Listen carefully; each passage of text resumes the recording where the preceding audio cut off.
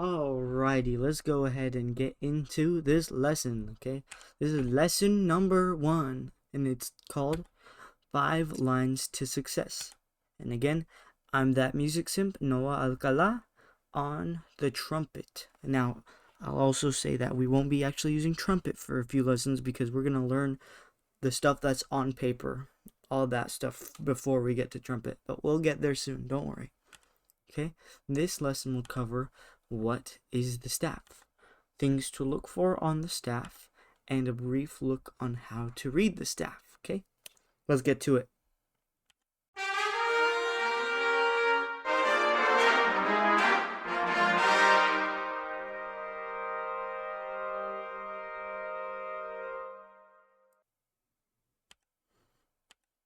Alrighty, what is it? What is the staff? I'll read it right here. The staff is the cheat sheet that tells us musicians exactly what to play. Alright? It looks like this. This is kind of what it looks like. And I lied. This is exactly what it looks like. Okay? You'll notice it has 5 lines. Okay? 1, 2, 3, 4, 5. And then 4 spaces. Okay? The spaces are just as important as the lines. Okay? And I want you to first think of this as a ladder for now, okay? The lower you are on the ladder, the lower the note is going to be. The higher up you are on the ladder, you probably guessed it, the higher you're going to be, the higher the note will be, right? Well, actually, anyways, that's how it would go, okay?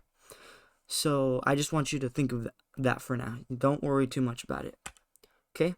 Next part is things you'll find on the staff. Okay, we're gonna go over a few things. This is a lot of information we're going through, so remember, you can just come back and watch the video, and this is just a brief look into a bunch of things, not just the staff. Okay, right here you're gonna find the first thing you're gonna find, mind you, on the staff is a clef, a key signature, and then a time signature.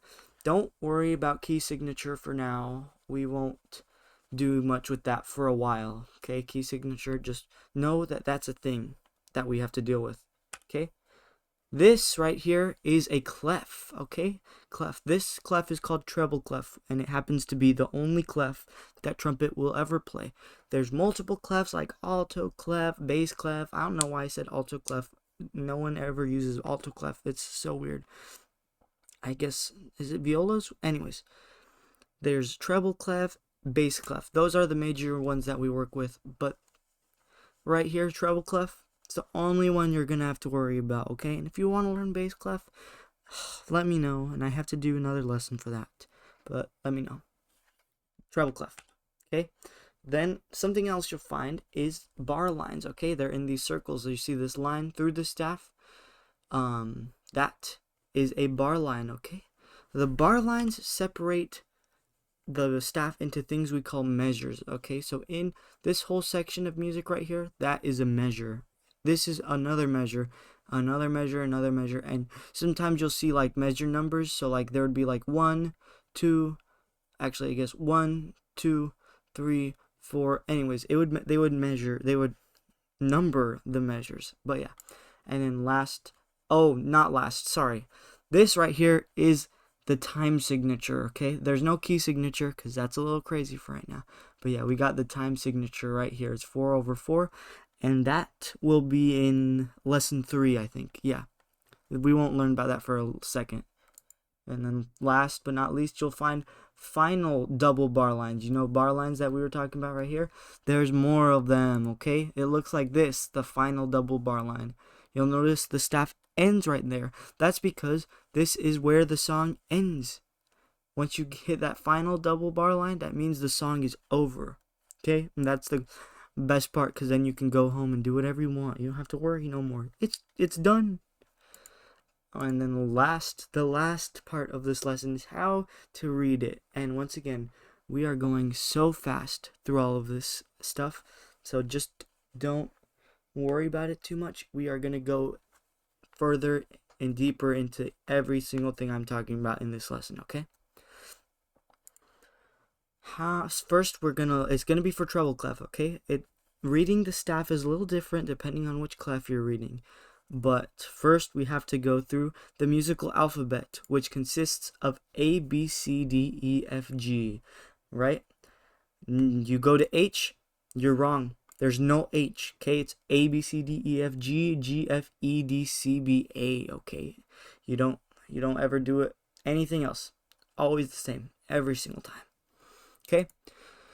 The lines on the staff, just the lines, they read E, G, B, D, F from bottom to top. It's right here. E, G, B, D, F. Okay? The way that we learn or memorize this is through acronyms or like phrases, all right? So one that I used was every good boy does fine. That's from bottom to top. Every good boy does fine. Okay? That's the way you can remember that one. You can come up with your own fun ones like every good bird does fly, or I don't know. You can get fancy with it. Do whatever you want. Have fun, right? And then for the spaces, since there's only 4 of them, it's FACE, all right?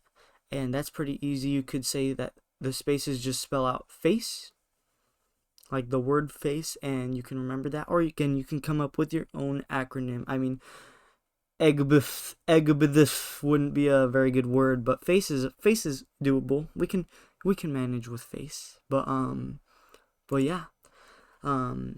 Again, we'll go more into detail with all of these in the next coming lessons. But this lesson covered what is the staff. Again, the staff is the cheat sheet that musicians use when reading music, and it has 5 lines and 4 spaces. Remember that. It's like a ladder.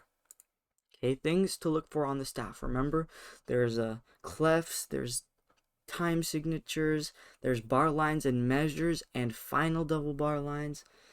And then a brief look on how to read the staff. Remember what we said? Every good boy does fine. And face. Remember it. Don't forget it. Thank you guys for watching this lesson, and we'll see you later.